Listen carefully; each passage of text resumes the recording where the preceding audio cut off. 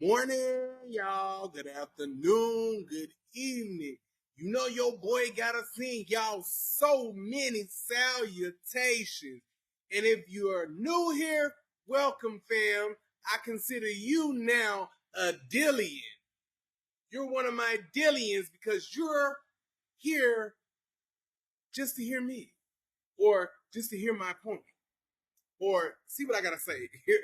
Nah, for real though. All right, y'all. Welcome back to What's the Real Deal, where we talk about life so real you might laugh, cry, catch yourself saying, "Woo, that's me all in one sit."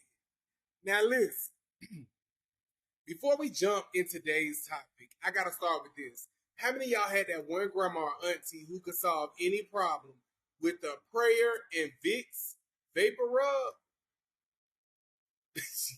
Y'all know what I'm talking about. You could come in the house bleeding, leg about to fall off. She be like, "Baby, put some Vicks on it and go read Psalm 23, and I'm going to come and join you." You get me, girl?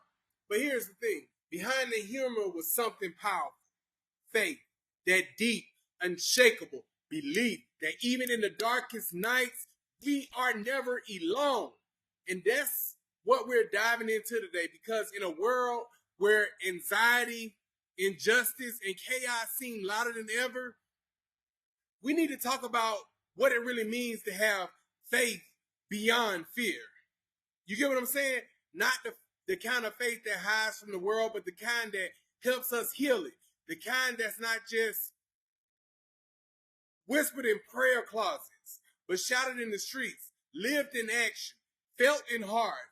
So let's go there. Let's talk about how faith, real living, breathing faith, real living, breathing faith. We're going to say that together. I need y'all to say it with me. Real living, breathing faith has carried us, and how much it can heal us and can move us forward. Do you get what I'm saying? I'm sorry, baby, I had a brain fart. My grandma used to say, "Baby, God didn't bring us this far to drop us." And you know what? She was right. Faith has always been our secret weapon, from the hush harbors of enslaved Africans singing, "Swing low, swing chariots," in whispers that sounded like sorrow, but carried freedom in every note, to the church basements of the civil rights movement, where prayers were spoken before marches. Hymns became shields of hope for us, of hope. Our spirituality was never just about Sunday mornings. It was about survival. It was about resistance.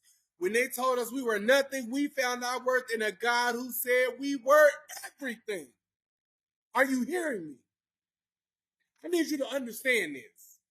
When our ancestors prayed, they weren't just hoping for a better world. They were building one. Their faith was their protest, their lifeline, their rebellion against the system that tried to crush them.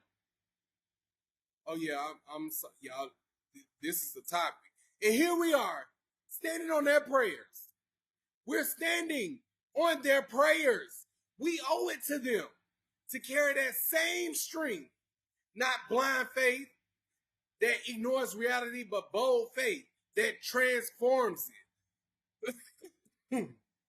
Oh, excuse me.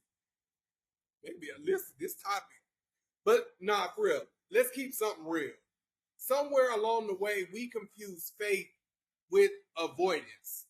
How many of y'all have ever heard "just pray about it" when we were really struggling, as if prayer was supposed to replace therapy, action, accountability, blessings? Let me tell you, faith isn't just to be a band-aid you slap on a deep wound. It's supposed to be the medicine that helps you face them. You get what I'm saying? God gave us prayer, yes. But he also gave us counselors, doctors, community, common sense. You can pray for peace and still set boundaries. You can pray for healing and still take your meds. You can pray for justice and still show up to vote. Prayer without faith doesn't work. Real faith doesn't hide you from life. It gives you the courage to confront it. So if you've been carrying trauma, pain, fear, hear me, there's no shame in seeking help. Faith says, I trust God, and wisdom says, I also use what He provided. Use what He provided. And now let's address the elephants in the room. Some of you folks think faith means sitting back and letting God handle it. Faith without works does not work. Listen, faith without works is dead. That's not me. That's scripture. In order for that faith to work, you're going to have to put in work. You can pray for change, but if you're not willing to be the change, what are you really doing? Dr. King prayed, but he also marched. Harriet prayed, but she also led the people to freedom. John Lewis prayed, but he also got in good trouble. Prayer is power, but action is proof. So don't let anyone tell you that you have to choose between kneeling in a church and standing in the streets. Do both. Pray like it depends on God and work like it depends on you. That's how faith moves mountains, by giving us the strength to pick up a shovel. Are you hearing me? That's how it moves us. And let me get, because I know y'all like, this boy is real passionate about this. I am.